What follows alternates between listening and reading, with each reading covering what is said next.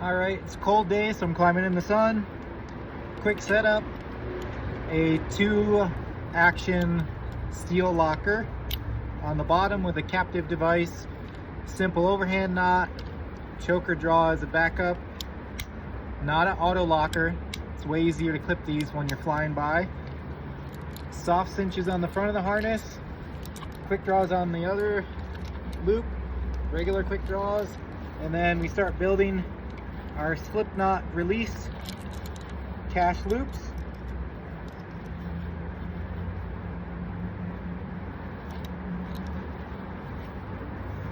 Pretty easy stuff.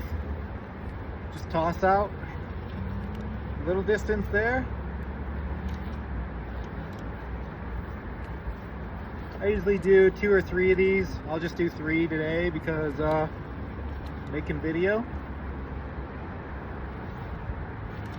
So now we have 3 of them lined up.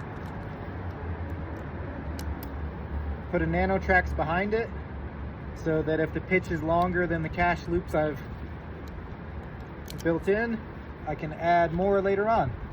So that's about it.